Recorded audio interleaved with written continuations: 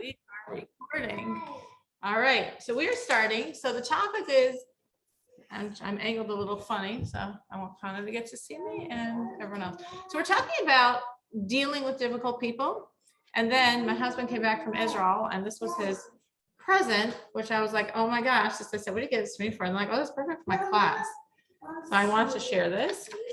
It is, besides being pretty, it is like 5 different options on depending how many minutes you want to pray, what you should say. I thought there's a real book. I thought you were just going to tell us. No, like literally it's divided into minutes. Like if you want to pray for 4 minutes, if you want to pray for 8, for 12, for 15, for 30, like literally based on how many minutes, that's exactly the prayers they tell you to do. I thought it was very cool. And a little bit on the parsha. All right, so we're going to start with dealing with difficult people. There's lots of levels of difficult. There's lots of different relationships we have to people, which could flavor how important or how necessary the relationship is. Meaning if someone's difficult and you can just walk away from the relationship, that's a very good idea. You know, if you have that option, you don't always have here. No, like this. You don't always have that option. If the relationship is important, if it's necessary, then you don't have the option of walking away from it. And then you need to handle it and protect yourself. So a few different ideas along those lines. Some people are blessed without many such challenges in their life. Some people are blessed with many such challenges in their life. So whatever the situation, it's good to have a few tools in the box of what you can pull out. So one basic idea is creating barriers, creating around yourself. And really, as we envision it, we really create it, really having this vision. For some people, it's like being envisioned that they're in this cocoon. Some people like they're envisioned they're in this glass tower where the toxins just can't get in. It's a very strong vision. Don't try to build the vision as someone is being abusive to you. That's like you're not in your best state to build it. So it's something that in advance you want to build, you want to think about, you want to really, really conceptualize. So if you're in the moment, boom, you just go into that thought and it's there and it's strong. It's sometimes it's just like you're only hearing it from a distance. Whatever's being said, there's a lot of like wind blocking you from whatever you're hearing. You envision sometimes that the protection is causing a rebound. So whatever negative energy is coming in just bounces off, bounces away. It can't get in. So it's really, and then when something's happening, you're just in your head, whatever's going on as you're like socially smiling or whatever, you have that vision very strong in your brain. It could be a very, very, very, very great protection.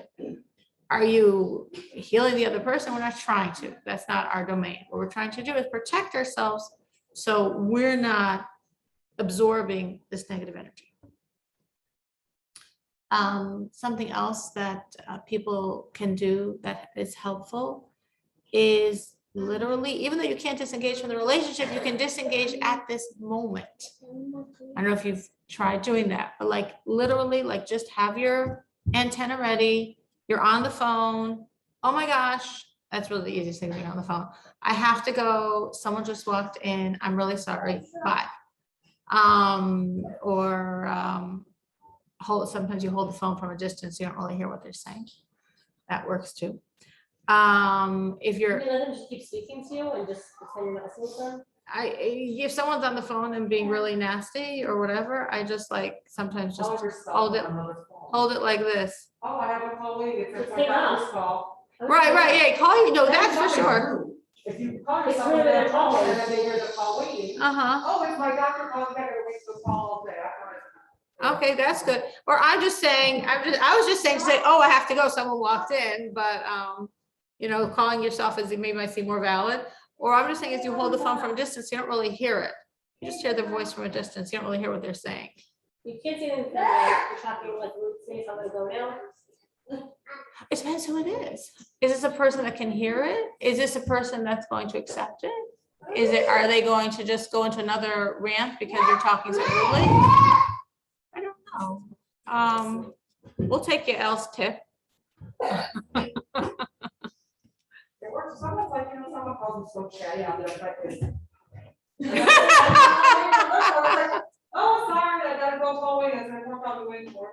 And then you're not rude, because, The other person really hear it? yeah, they gotta call me. Did you? Yeah. You hear like that thing, yeah. See that I see that? She was saying, okay, yeah, thanks for helping me. Even if you're in person, you can also try. It's good to practice a line in advance, so it's easier to say it naturally.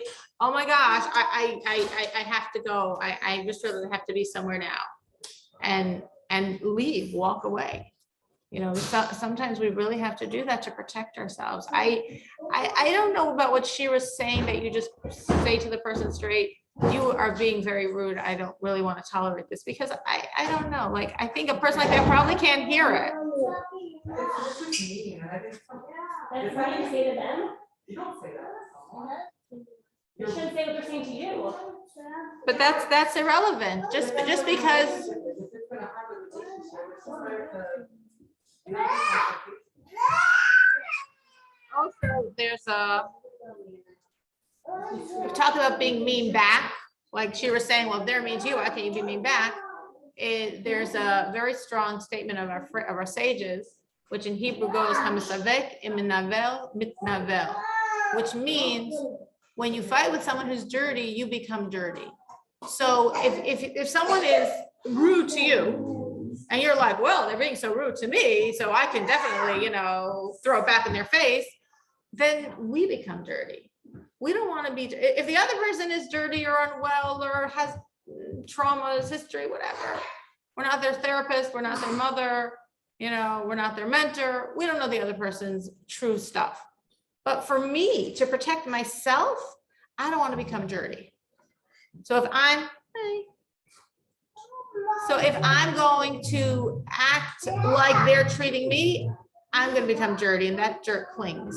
So we should never, ever, ever give ourselves that sense of like, well, that's how they treated me, so let me give it back to them. They deserve it. Even, first of all, they deserve it is a very broad statement. How in the world do I know what they deserve? And second of all, I don't want to become dirty myself. Why do I want to become dirty just because I'm dealing with someone who's, so to speak, dirty at this moment? So I would never use that concept of like, well, this is how they're treating me. Okay, so the first point was create those barriers. Again, before, not in the moment. Build very strong protective barriers in your brain, and you could just go into your cave when it's happening. The second point we're saying is disengage. Get off the phone, get out of the social situation, disengage. Third point, what if you can't do either of the above? Meaning you're all those beautiful cocoons and glass towers are just not hacking it today. You're not in the right space. You're not strong enough mentally to do it. You cannot get out of the situation. It is not on the phone. It is in person, and there is no possible way for you to walk away from the situation. Okay, you see, Elle's creative. She always has ideas. She says, go to the bathroom. Yeah, that's how you walk out. I'm sorry, I gotta run to the bathroom. And then in 5 minutes, walk somewhere else. They'll be excited to call the word back after you're done. I'm saying a situation where where it's in person. Let's say, you're at a party and someone's talking to you about that they're annoying and you're. I forgot something in my car. You see, she's got all these good ideas. So she says, I've got years of experience. So forgot something in the car, got to go to the washroom, whatever it is, she's there. Okay, let's say all of the above fails. Or it's not good, or you can come back and they're going to make a beeline for you, and you know that it's a very small group and there's no way of escaping them. At that point, get philosophical. Okay, so we were pragmatic 1 and pragmatic 2. Point 3 is to be philosophical. What's the philosophy? This is from God. Everything is from God. This is also from God. God at this moment wants me to go through this discomfort now. And I accept it. It's him. He loves me. He is why this is happening. And he's full of compassion for me. He has more compassion for me than I have compassion for my children, because his compassion is limitless, especially of course in this month, which is a month of compassion, but always he has very, very much compassion for me. I don't know. Thank God. You could think, well, thank you, God, that I'm not this person. Or if you're not married to them, I'm not married to this person, you know? It could be so much worse. That's a general meaning. I believe in step 1 and step 2. I believe in creating barriers beforehand because they really do help. I believe in figuring out a physical way to disengage. See L for more tips. It sometimes just, that's what you need. You just need something simple and get out of the situation. But I also believe in deeply understanding that every situation we're in is from God, and he is doing this for a reason, and the reason has to do with his love for you. That's it. It's his love for you.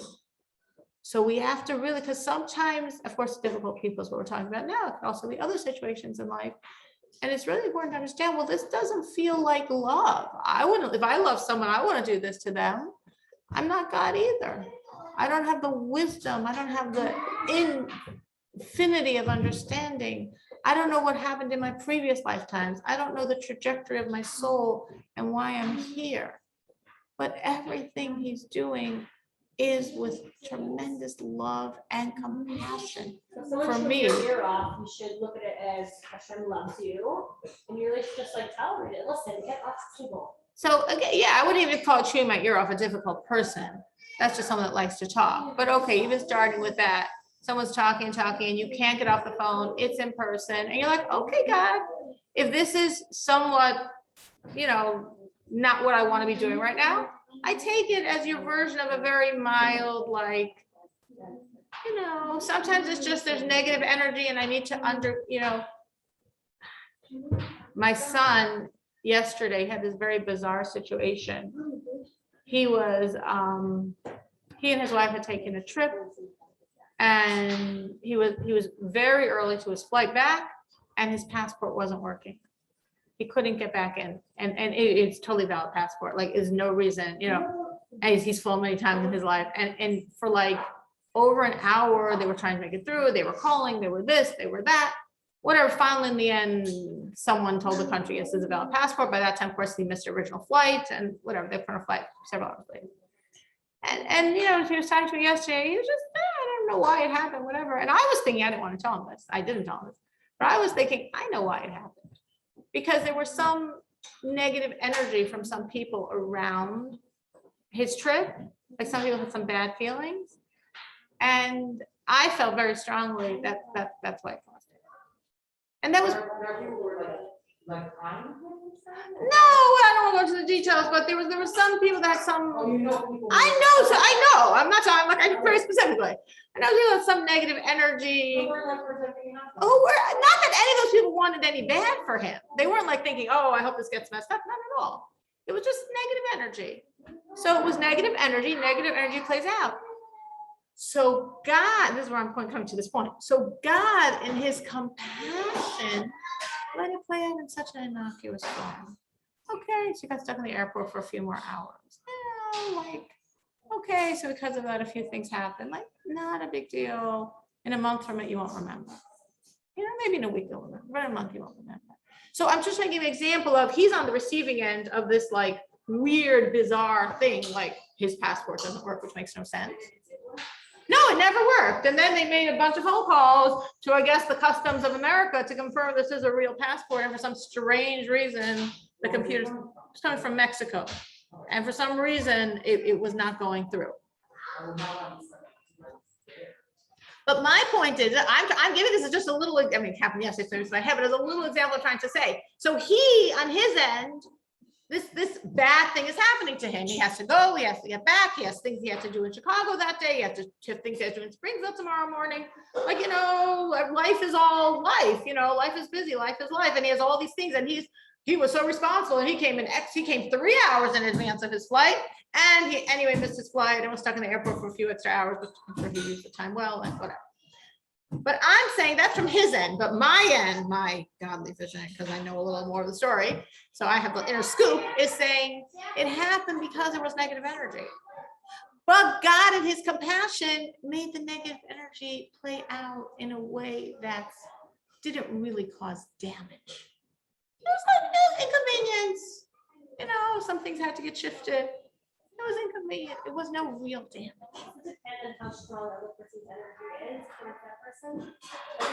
Yeah, that person was really angry. No, so I feel that if you are a good innocent person, as my son was in the situation, he wasn't doing anything wrong, he was innocent. So God always plays out the energy in such a fashion that it's gonna play out, but it's gonna play out in a way. I remember having this once with another one of my sons, some crazy travel story. But just had me on the phone for 2 hours, very, you know, tense and pressured and whatever, whatever. The type of thing that was very difficult for that 2 hours till it got solved, but then afterwards it's just meaningless. You move on. It was no real damage. And I remember thinking, oh, this happened because someone's upset at me, something going on, and this is how the energy, not that that person wants to hurt me. I'm not saying anybody wants to hurt my son. Nobody involved wants to hurt my son. It's just negative energy has an impact.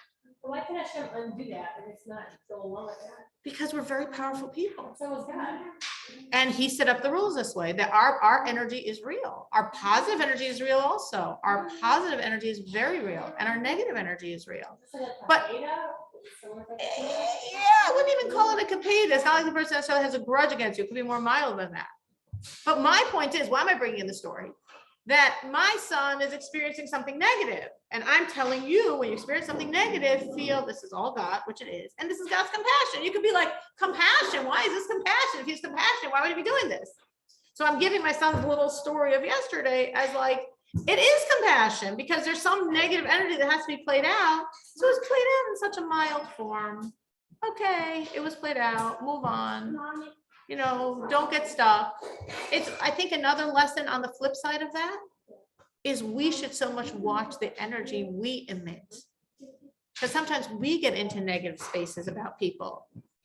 And our negative energy is very impactful. So if you're like, oh, you know, she messed me over with carpool, or, oh, you know, he didn't do what he was supposed to, you know, whatever, little or big things in life that just, we get annoyed at people, we get into a negative space and we get over it. But negative energy has a consequence. So the same way we could have problems because of other people's negative energy to us, even though I firmly feel that if we're innocent, though the negative energy will play out, it won't really harm us. I believe we are totally protected because we are innocent of wrong. But by the same token, looking at the flip side, we should be very careful to make sure we don't get in a space of negative energy about this person that did this and this person that did this and this and this, this person stood me up, this person this, you know, because negative energy has a consequence. We're also affecting ourselves, not just the other person. Totally affecting ourselves, but we're also even more sometimes affecting the other person. And it's, we want to be careful because we would never want to be the cause of someone else's harm. We would never want to be the cause that because I was so upset with that person, I couldn't get over my upset. Imagine if God forbid this happened to you and you were upset with a person, like, I mean, like, you know, upset for like a week, like whatever they did, you were really upset. And then something bad happened to that person. That's how you'd feel. You know, we want to be the other side. We want to be the one creating. I had this beautiful little experience on Shabbos. A friend of mine, I don't know, she got inspired about something, and she was like, "We're going to make a little weekly, like prayer circle. She just wanted just 3 friends, and we're all going to just like put out what we want God to give us, and we're all going to be there for each other, and we're all going to like hold it in our hearts and really, you know, give God this message, not just praying for ourselves, but for the other people." That's the type of person we want to be. You know, we want to be a person that's creating positive energy for others, helping others, being there for others. So we have to, you know, especially if we get upset and if people are doing things that are upsetting us, we want to realize everything has an impact. If something's continuous, let's say somebody in your life is just continuously one time change, Continuously annoying, continuously what? Someone you can't really run away from. Right. And you're kind of, you know, in your face all day. No, if you can't. I have that with someone. What if it's a kid? What if it's a mother? What if it's a There's person? a thing about relating to There's no choice. No, but you're not supposed to think negative, we're not supposed to do it, because we're gonna cause negative So- energy for them. So you're saying if it's like a family member, it's a long-term relationship. So again, I'm giving you here this tool that you're understanding that God in his compassion is taking all the little slaps you're supposed to get, and he's just having them come through this person. They're there in the background when needed. When not needed, they're not gonna be on you. No, they will be themselves, but you won't be the target. And when you are the target for those times and those situations, that's part of God's compassion of what he wants to happen to you. He wants it to happen to you. Why does he want to happen to you? I don't know. But I trust him. And sometimes we're just like, okay, I just have to hold this. I have to hold this and say, God, this is you. I don't know why you want this to happen to me. Like as this person is, I don't know why you want this to happen to me, but this is you and I'm accepting it. And thank you, it's this. And thank you, it's nothing worse. Thank you, it's nothing more significant. And nobody can really harm me unless I let them harm me. And you're not letting them harm me and I'm not letting them harm me. And I'm just gonna bear the discomfort and know it's you. And know you want this for me. And it's your will. You know, and I'm just accepting it. Sometimes there's a certain amount of hard things we have to go through. And it's this and it's nothing worse. Thank you, it's nothing worse. Thank you, it's nothing Is it worse. just to put a wall up? Yeah, we spoke about putting the wall No, up. you put a wall up, and then also kind of. Mommy, It also could be, make the energy just continuous. Because you're putting a wall, if you're trying to get it, you're protecting yourself. So how, But I don't know if it's a person that's constantly like this, how you could shift it. they said it? If it's a person who constantly like this, how could you shift it anyway? You're not their parent, you're not their mentor. How are you gonna shift them? From somebody or someone that you don't like, you put a wall up, and it's really making the whole issue so much more healthy. And you think instead you should, Just kind of like block them out, we may block them out. like don't, I don't know, I can't figure it out. For valid reasons, Miriam. You can't say, you know, I took on myself recently not to gossip. You could say that because you don't say like, I don't gossip. You say like, you know, I really struggle with this and I took on myself recently. Elul, you could say for sure. Tisha, you could say for sure. Heshma, you could be trying to be good. Well, you can't say, I took on myself recently to not gossip.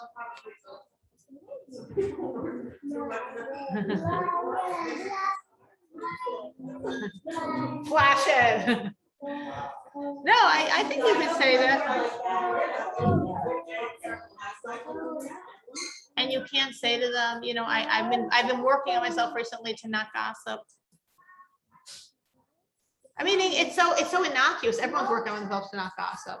It's not like, oh, you're a horrible person. No, what I'm saying, especially if you don't, if you say, oh, you're gossiping, but like, oh, that's gossip, but like, I'm working on myself. Like you take it on yourself. I'm working on myself not to gossip. This is something I've really been working on lately. I've been really struggling with it. Right. So in other words, what you're saying is it's not them, it's you. They have no problems. You have a problem. I struggle with this. I'm working on myself in this area. I don't like to do it. Right. No, but what I'm saying is if you say, oh, I don't like to gossip, then you make the other person, in other words, your 2 cents. But if you say, I struggle with this, I'm working on myself in this area, so then they're just being nice to you because you have this little problem. You know, do you understand what I'm saying? So then it's not a big deal. I struggle with this. Could we please change the topic? I'm working on myself in this area. Could we please change the topic? I recently am really trying to improve in this area of weakness of mind. Can we change the topic? I would be very surprised if the person did it. I would be very surprised. When you phrase it like that, meaning I have a problem, you have no problems, I have a problem. Which in general is good in all these types of situations. It's always much better to to portray yourself as the weak one, portray yourself as the one with the issue. And then people are, oh, they want to be helpful. When you say something that implies they have a problem, then their fists come out. So that's enough. Another idea is compassion. Something else that really helps. I really believe in the tool of compassion. It's very, very, very powerful. Having compassion for the difficult person. They live with themselves all day long. I really think that when I'm dealing with a person that's difficult, he or she lives with themselves all day long. If this person is trying to inflict on me pain, they must be in so much more pain. And compassion is a psychological protection. It's a stronger protection than those walls we envision. You cannot get hurt by someone you have compassion for. It's a very strong principle. You can never get hurt by someone you have compassion for. So especially going back to the idea of a long-term relationship, a family member, when you have compassion for them and compassion for what they're going through and compassion for the trauma or the pain that's inside of them, they can't hurt you. You cannot be hurt by someone you have compassion for. It's just the energy shifts in a different direction. So that is a very, very, very powerful tool. Even a spouse? Absolutely. If you stay in your space of compassion and not annoyance, when you have compassion for your spouse, and why am I having compassion for him? So you think of reasons. The more you know a person, the more you should understand why they behave the way they do. Like, I have compassion for my spouse, you know, for him, his success at work is everything, and he's not being successful at work.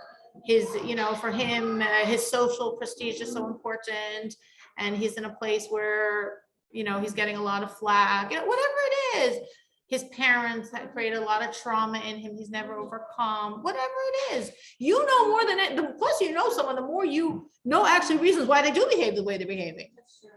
So you can come up with a lot more reasons than anyone else can. Real legitimate reasons, you know. Again, does it excuse the other person? That's not that's not our arena. We're not trying to excuse them. That's between them and God, you know. We're trying to protect ourselves. And this is an incredibly powerful tool to protect yourself, is have compassion for them. As you have compassion for them, including for people that you're dealing with all the time, including for spouses, or when you're older, your children, you know, like, I mean, there's lots of stuff going on in our life, and the deeper the relationship is, the more it can hurt. So if it's a more intimate relationship, it hurts more, which means why you need more compassion to protect yourself from a much greater hurt. Now, obviously, if it's a situation where something can move and can be changed and can be healed, you want to do that. But not always is it possible, and not always is it possible now. And even if a person is in the process of healing, it still takes time. Like, they're really improving, but they're still got a long road to go. So there's still a lot of pain that's being inflicted, even as you see they're getting a bit better. So it's compassion is a very, very powerful tool to totally change any hurt. It deflects the hurt. You cannot get hurt by someone you have compassion for. I want to do one more. I'm going to go because then I want to speak a little bit about the Siddur and the Parsha. Forgiveness.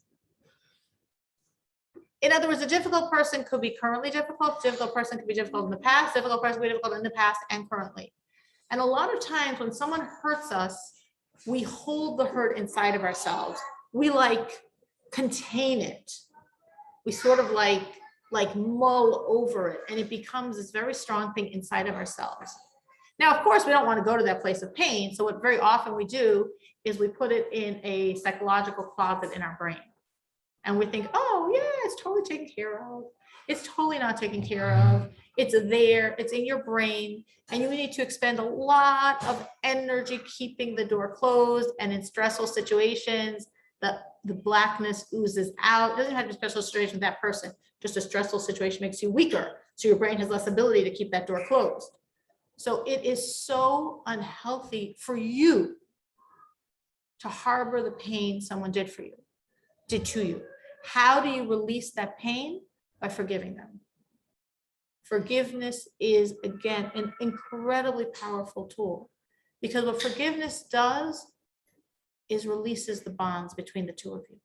What if it's continuous? When it's continuous, you need the compassion to prevent future harm and the forgiveness for the past harm. Meaning, if you're in a space of compassion, you do not get hurt by the person. You cannot get hurt by someone you have compassion for. It does not, or you're really strongly compassionate, you're not getting hurt by them. But you have the past hurt because it's continuous and it's going on for 30 years. So you still have hurt inside of you. Now, if again, I was thinking more in terms of, let's say, someone who even, and this is what I see with some people that I talk to, they got hurt by someone 30 years ago. That person is no longer in their life, but the person is very much in their life because that hurt is very much in their life and that hurt is impacting them. And that hurt, even if they're making sure it doesn't impact them, they're spending a lot of energy keeping the door closed, which is hurting them. And whenever something comes up and there's a trigger, it comes out, it's very strong. So I'm talking about a person that you don't even have a relationship with anymore, but the bond is still so strong because you're still harboring the hurt. And a really amazing tool is forgiveness. Forgiveness disengages the two of you. Forgiveness means you open the closet and you let everything out and it's empty closet. No more energy keeping the door closed. There's nothing to close. So with parent child, can you really do that? Are you so connected to your You're- parents that like? Can you forgive your parents? You're saying a child to forgive, a child who was hurt by their parent or is being hurt by their parent? Or was, like growing up? Like, It's the most important relationship to forgive. Because if you don't forgive it, it really affects you so much in terms of your relationships. Our parents are like the most Right, strong they people are in our there world. today because of their parents. Yeah, we're very, yes, you can forgive your They do parents. things because of that. So Yes. how do they- Yes. How do you forgive and then really? So you can, there's the simple line and there's the deeper line. The simple line, which works for some people, it depends on the situation. And there's a lot, again, every person's different, is they were doing the best they could with the tools they had. They didn't have very good tools. They were, people that grew up with parents that are Holocaust survivors. There's a lot of people that were very hurt, not deliberately, nobody wanted to hurt them, but Holocaust survivors have a lot of stuff that they give over to their children, not at all meaning to ever harm them, God forbid, but definitely harming them. That's my phone saying, let's go with I partial. know someone, one was like in the court, fighting, and the other mother was a refugee, and she's so angry at her parents, because she felt like they traumatized her growing up. I think it's psychologist, I don't understand it, but she has no compassion. I'm like, there's psychologist, why don't you, I understand there's anger because she felt like they traumatized her growing up, but they were Holocaust survivors, like, realized like her father went through the forest for 3 years, like, and then he was in some camp, and her mother was a refugee, and they lost everything. I'm like, hey, like, she's like, you can't have compassion and like get Okay, past it. sometimes it's very hard if it's your, Maybe she didn't say, I love you, maybe she made a hug from that, maybe she did like. it doesn't make it, the point is what I'm trying to say is, She can look at it not from a 12-year-old point of view, but like, you're an adult. So Understand your she- parents went through trauma, and they did the best they could, and they didn't have like EMDR, psychologists and whatever. You can see that because you were a child that was loved, so you can see that. I don't know if it's that she wasn't loved or, I don't know what it was. anyway, the point is, there are reasons, why even good people who love their children could behave in ways that are very unhealthy for them. I'm just giving a very extreme example of Holocaust survivors, and I'm sure it's true of many Holocaust survivors that they just had a lot of pain or fears, a lot of fears they passed on to their children, a lot of, paranoias, a lot of, different things, survival techniques, how they survived. I think of a number of people I talked to whose parents went through the Stalinist Russia regime and they came out and they were so harsh with their children. It was how they survived Stalinist Russia. They survived that way, but it made them very harsh parents. Not that they don't love their children. They just didn't have the tools to convey that. So they were trying to make their kids tough because they know you only survive if you're tough. So they were sometimes very harsh with their children. Again, to them, they were doing the best things they could for their children. So there's a lot of different reasons why people, like I'm saying, and we're giving the example of parents because parents, that's the biggest people you need to forgive because that's the biggest way it's harming you, for sure. And it's sometimes in situations, like I'm giving very clear situations, the Holocaust, the communists, or their parents. and you understand how their parents were abusive to them and they didn't know how to stop the pattern, like you're saying, they didn't have the resources we have available now. So there's lots of different reasons why parents, we can really look at them and say they were doing the best they could with the tools they had. Meaning, do I feel they love me? Of course not. They love me. Did they want to harm me? Of course they didn't want to harm me. Did they harm me? Yes, they did. They were doing the best they could with the tools they had. They didn't have tools. They had very poor tools as a result of their upbringing, as a result of their parents, as a result of the depression, as a result of being immigrants, as a result of the divorce my mom was going through, the stress she had, my dad passing away at a young age. Look, I mean, there's so many different, when we're a child, we don't think of our parents as people, and you're an adult, you understand they're people. And they're people that go sometimes through enormous stress and hardship and don't have the spiritual tools, don't have the psychological tools to deal with it. And that's why they, again, not meaning at all to harm their children. Or sometimes just a child that sometimes a child just being a child, which is sometimes being a little annoying, and you just are so stretched and drained and you just snap and say a really nasty comment.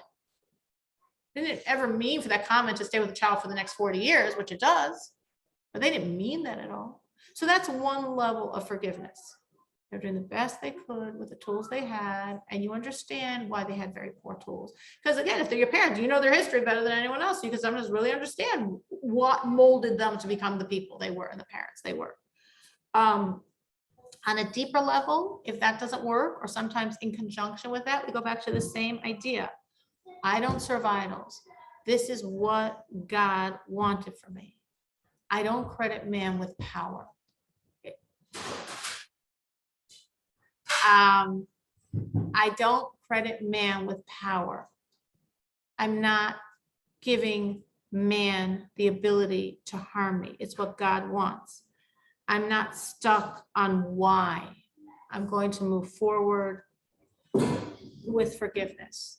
In other words, sometimes for us, those experiences, including the experience of people that hurt us, are really, if we understand ourselves, what made us the better person we are today because of those experiences, because of growing through those experiences, because of how we had to develop ourselves because of those situations.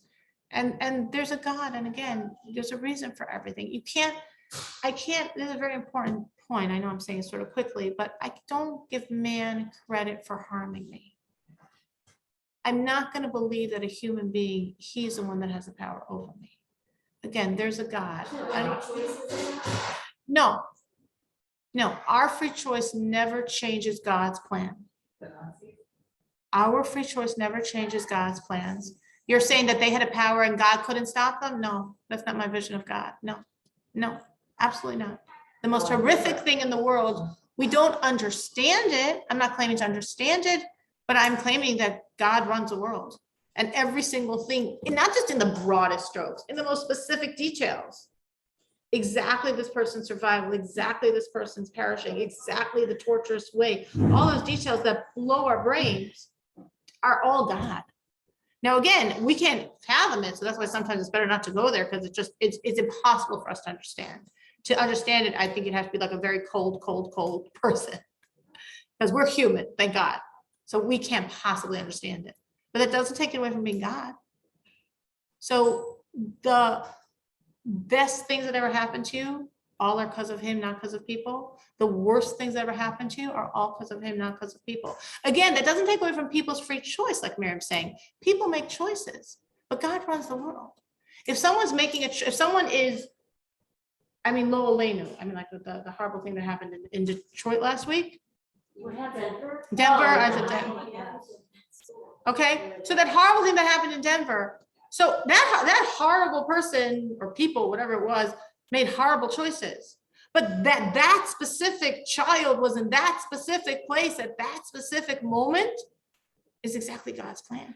And if it wasn't his time, he wouldn't have been there. Think of, the horrible things that happened in Florida this summer. And when you hear the stories afterwards of the person that should have been sleeping there that night, but wasn't, or the person that shouldn't have been sleeping there, but was. So how do you explain to someone who, let's talk about this, I just don't get it.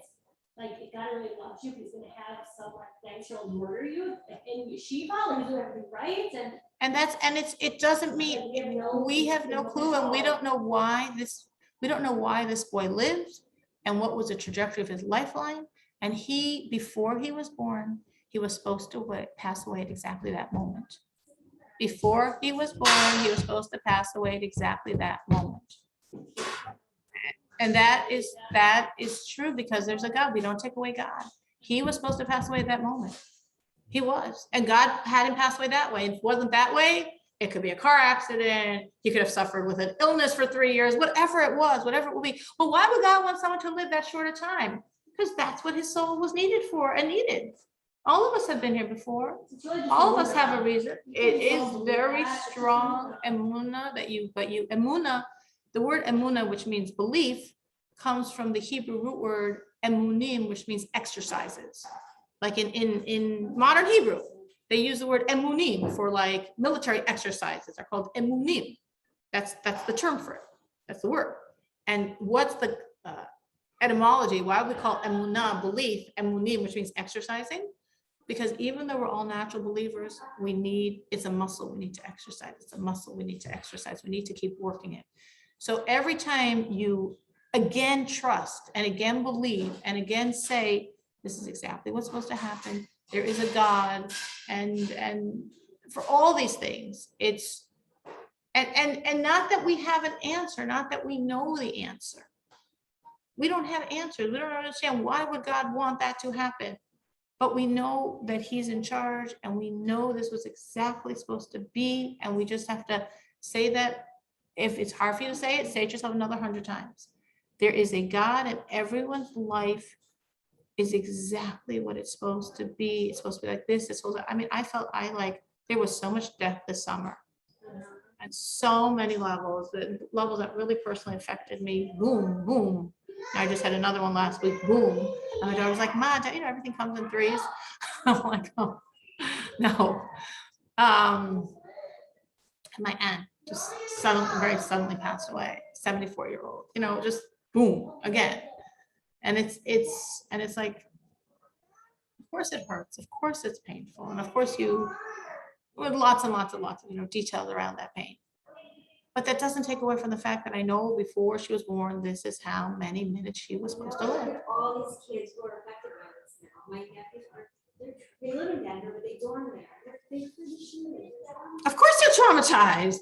And that trauma, and this is exactly what I'm trying to say. So your nephews, that trauma is exactly the trauma they were supposed to go to ultimately come much better, more sensitized, more caring, more focused on life people because of it. Yeah, it's not saying they're bad. In other words, it's like when someone passes away, the healthy response is to appreciate more life, to live more life, to grab life, not to take life for granted. To say there's no do-overs, this is it, and I care about and what's valuable in life. If your life suddenly gets cut off, you want to look back and what do you want to know your life was about? Was it about that you were more successful in your career? Was it about that you had a fancier house, or was it about relationships? Was it about people? That's what your life is about. My brother-in-law's about to show. He always gets a little harsh on it. He watches his family WhatsApp. That's what he was talking about.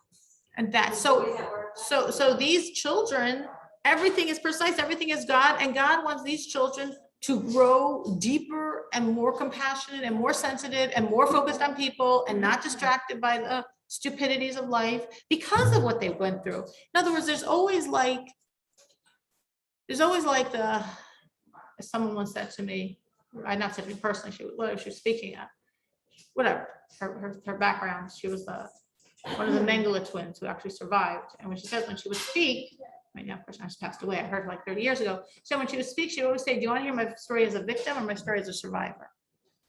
And I think that's such a powerful lesson for all of us and every single thing we go through.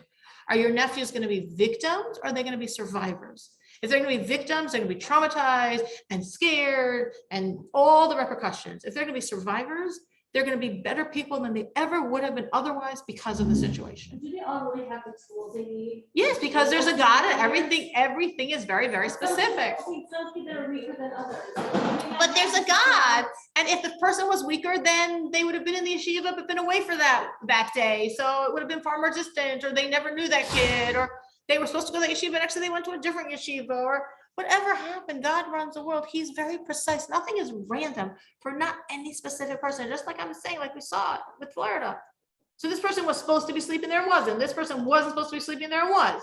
God is very precise. Every person had their lifeline. Every person was supposed to be at that place at that time. That doesn't mean we're supposed to be cold people and be indifferent to people's pain. Well, it was supposed to happen to you and it's all God, and deal with it. Of course not. Of course not. But for ourselves to understand, yes, that's the truth. That's the truth. Okay, so we're gonna stop now because it is late, and I guess I'll do this siddur next week. I know it's that I'll do a little sort of the parsha. I know you're running back to work, and I'll do the siddur next week. But this is really beautiful gift, a siddur that literally it's a siddur designed for women. I'm like, why do you buy this for me? It isn't Hebrew, but I can list for you the prayers. What's beautiful about the siddur is it's looking at women and saying, you probably don't have that much time to pray, but you want to know what how to maximize your time. So in conjunction with a lot of rabbinic authorities, they said, if you have 3 to 4 minutes, this is what you should pray. You want to if you have 6 to 8 minutes, this is what you should pray. That's crazy. If you have 10 to 12 minutes, this is what you should pray. If you have 15 to 20 minutes, this is what you should pray. If you have the maximum option they give, 24 to 30 minutes, this is what you should pray. It's like Rosh Hashanah? No, this is every day. This is for daily prayers. This is for, no, this is for your daily prayers every single day. So if a person they want to pray and they have 4 minutes, okay, good. So I want you to know what you should do with those 4 minutes. Now you're going to upgrade. You can have 8 minutes. Great. This is what you should add. So I just thought it was so nice. It's literally time bound. It's literally giving you, this is your time. This is what you should do, but we're going to show it, discuss it next week because we don't have time. And a little thought about the parsha. If anyone has to go, that's fine. This week's parsha is Parshas Ki Tavo. And it is the primary initial commandment that it discusses is the Bikurim, the first fruits. The first fruits was when the farmer, when he got into his fields and he would see from the fruits of Israel, from the special fruits of Israel, pomegranates, grapes, dates, figs, he would, as the first fruits are ripening, he would tie a red string around to say, this is the first fruits. And when the fruits all ripen, he takes them, he brings them to Israel. If he's a poor person, he brings them in this wicker basket. If they're rich, they bring them in baskets of silver and gold, and there's a whole ceremony, and they bring them to God, they bring them into the temple, and they give the fruits to the priests. The wicker baskets the priests keep, the silver and gold you get to take back. Anyway, lots of details. What is this an act of? This is this week's Torah portion. It's an act of thank you. It's an act of thanking God. Now, it's very interesting because we thank God all the time. We thank God all day long. We're always saying blessings to thank God. We're praying to thank God. We're praising and thanking God. But generally how Judaism structured it, our thank yous are all verbal. This is the only thank you that literally becomes a physical act. Marking the fruits, taking them, schlepping to Jerusalem, an entire ceremony with the priest, gifting him the fruits. All of this is saying thank you to God. So it's really an incredible lesson of this week's Torah portion of how deeply we want to be impacted and should be enrooted in us gratitude. Like on a very simple level, whenever my child, my Dober was 8-year-old Down syndrome, he doesn't want to make a blessing before food. I always say, this is God's food. If you eat without a blessing, it's like you're stealing from God. When you're saying a blessing, you're saying, God, can I? And he says, yeah, sure, enjoy. So it's inculcating in us, and it's very important, this idea of making it an action. If you want to say thank you to a person, make it an action, do something physical, like really to put inside ourselves this concept of gratitude. That's on a simple level. On a deeper level, with all of the laws and rituals around the first fruits, Kabbalistically it's explained because we are God's first fruits. Every single Jew is God's precious first beautiful fruits, the first ripenings of God. And it's compared in the prophet Hosea and the prophet Yirmiyah. The Jews are compared to the first fruits. Just as the first fruits are the first fruits of the land of Israel that preceded everything, we are the first fruits of the world. We are prior and higher to everything that was created. It says in Bereshis Rabbah that the thoughts of the Jews preceded all of creation. The first verse, in the beginning, God created the heavens and the earth. So our sages say it's a mistranslation. It doesn't mean in the beginning. Again, grammatically, it doesn't translate that way. We just say it that way. It really means for the sake of the first, God created heaven and earth. Gracious, Bar Elohim, for the sake of the first, God created heaven and earth. Who are the first? The Jewish people and Torah. We are God's first. We are the reason for all of creation. And this, what? You were created after. We were in thought initially. We were the first in God's thought. Because of God's thought of the Jew, he created the rest of the world. So it says, our sages say, oh gosh, I can't remember in Hebrew. That which is first in thought is final indeed. So the fact that we were the last point of creation is because we were the first in his thought, and God wanted to put everything out there. So when we come, it's like the table is set and ready for us. He gave us a perfect world. You have to accept it only unless it's Torah then. What? You only accept it unless it's Torah. But he accepted us initially. We accepted him as God then, but he created the world for us. It's the first Rashi, I think, second Rashi in the whole Torah. Gracious in the beginning, for the first, breaks down to the word bays, which is two, gracious. For the sake of two first, God created heaven and earth. And the two first are the Jewish people.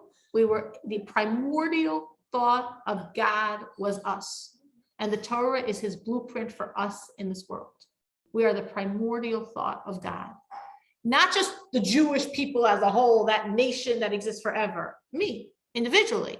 The Talmud says every person is supposed to say, for my sake, the world was created. B'shvili nivra olam. For my sake, the world was created.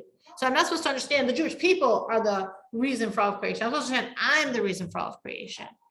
Now, sorry, moving quickly through this idea. The first fruits were brought to the temple. They were placed in the temple. They were given to the priest in the temple because that's the first fruits place. So that's the Jew. This is all based on a talk of Lubavitcher Rebbe, where he explains this at length. I'm making this very brief to try to give over in like 3 minutes what is really like a 45-minute thought. But it's just such a beautiful thought. I wanted to share it. The Rebbe says, so this is the place of every Jew. Every Jew's place is in the temple. So wherever we are, whatever we're going through, we should know at this moment, no matter what harassments we're getting, no matter how life doesn't seem to appreciate us, God does. We're his first fruits, and we're always in the temple. That's where we are before God. And this awareness should penetrate the details of my life. I need to feel this, meaning when I'm doing something holy, okay, I'm holy. But I'm not doing something holy, and I'm sort of looking at my phone and bored. I'm like, wait, I'm right now in the temple. I'm God's first fruits. I'm the most precious thing there is in the world to God. At this moment, the air of the temple surrounds me, and I'm gonna like mess up my brain and clog up my pores with this junk. I'm in the temple. That's where I belong. That's where I am. I don't need this stuff impacting me. So whatever I do, I want to penetrate with the holiness of being in the temple. And this is like every detail, every inch of space, every moment of time. And when you think this way, it helps you make the moment a little higher, a little more focused, a little more present. Because there's me, there's God, there's his limitless love for me, placing me in his temple. And I want to always be conscious that that's where I am. The more conscious I am that this moment, I'm really in the temple with God, is going to make me make slightly different choices. Because I don't want to defile that temple. So it was a beautiful thought that if we had 40 more minutes, I could expound on it more length. But a little thought for the Parsha. Thank you so much, Mayim, for joining us. Thank you so much. It was wonderful. I'm glad you're able to make it. Thanks for having me on Zoom. That's not quick. We just- Have a good day. Thank you.